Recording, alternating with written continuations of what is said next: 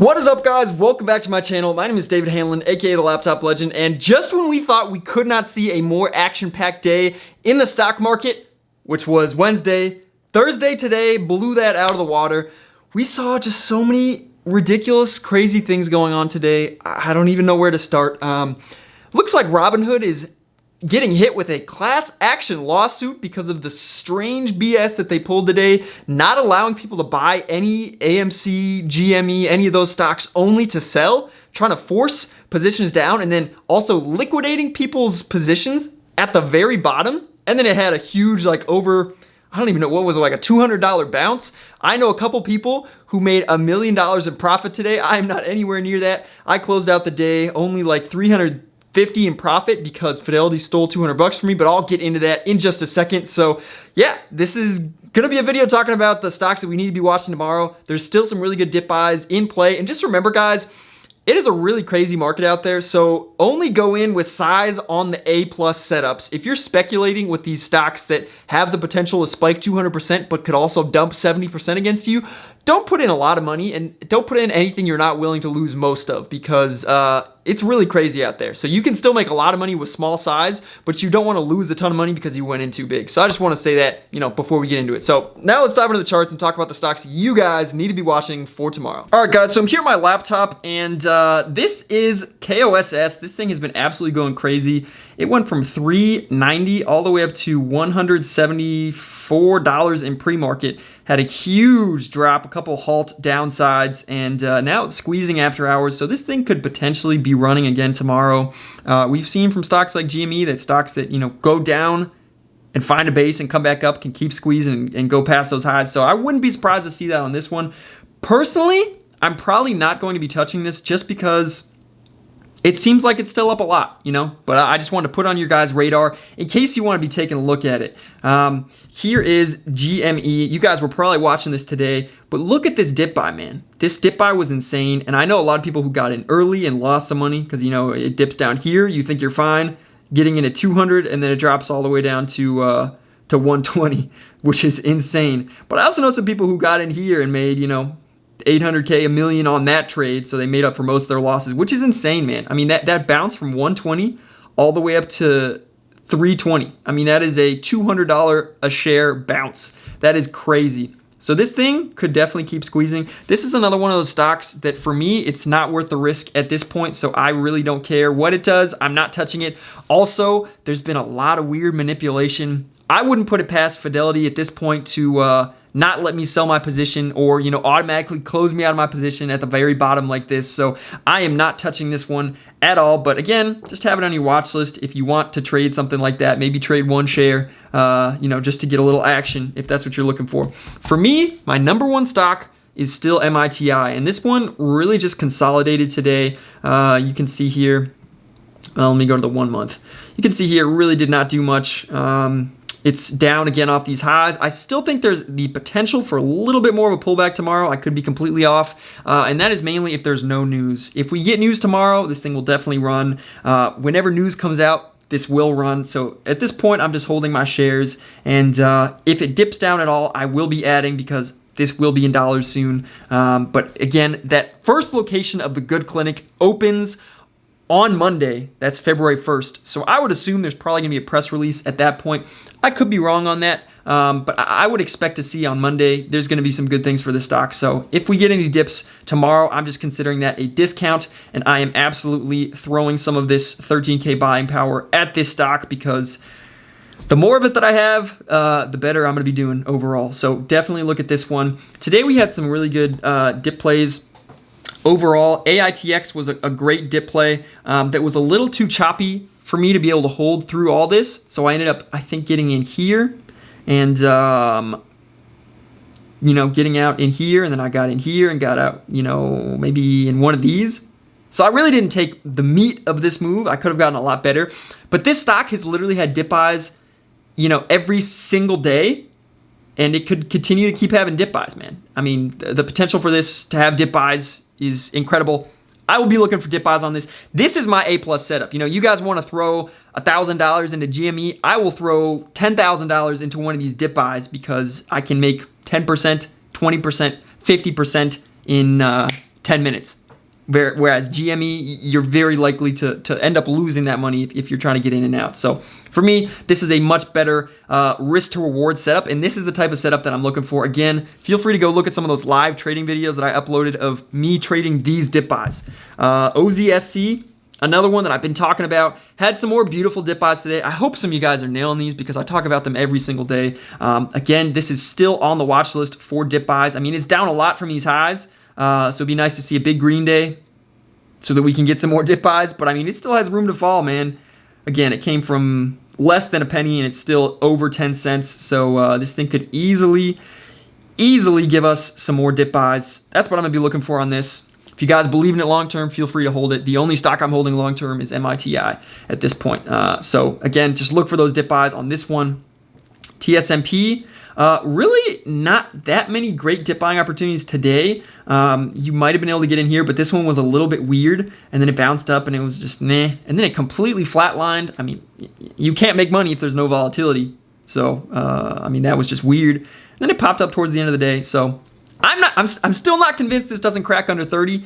And again, if I miss out on it because I don't get in and then it runs to $1 without me, I'm fine with that. I really am. If I'm going to hold this long term, I need an entry under 30, and that's final. You know, that is that. So I mean, got a couple red days in a row. Maybe we see a green day tomorrow. Maybe it spikes over 50. But I will be waiting for the dip buys on this for the time being.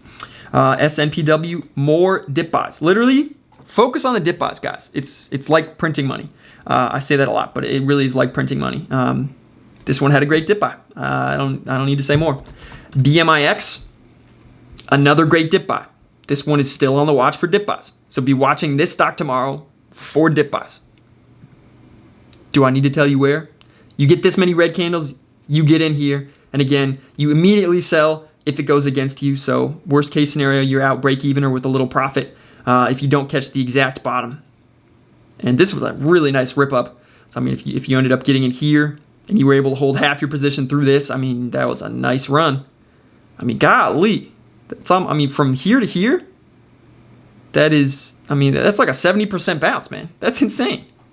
That's like a 70% bounce in less than an hour. That is beautiful. This is the type of play that you want to focus on, not gambling type plays like GME. And again, you can make money on GME, but there's so much manipulation that it's really pretty scary.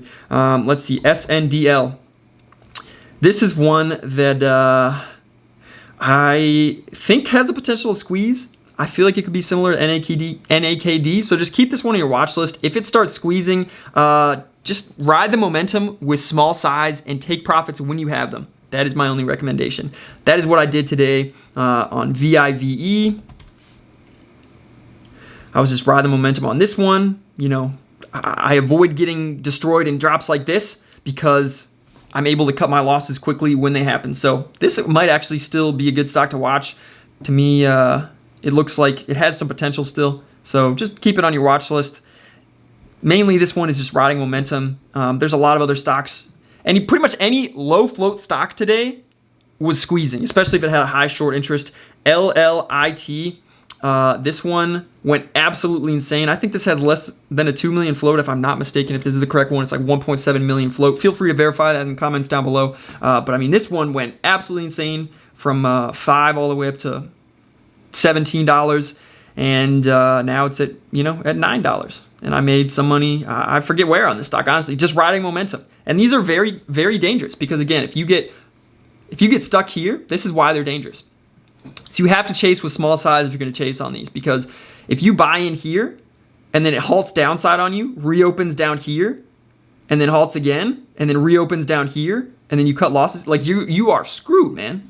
You bought in at 17, you sell at $11.50, or you sell at $10. I mean, that's crazy. So make sure you are using small size and cutting losses very quickly on these, because sometimes you don't have the opportunity to cut losses if the stock goes against you. So that's why I recommend small size on these, because you can still make a lot of money with small size with how volatile they are. This could definitely keep squeezing. This could turn into a cost, so be aware of that. GBR, this one also went crazy, man. This one was on crack today, literally.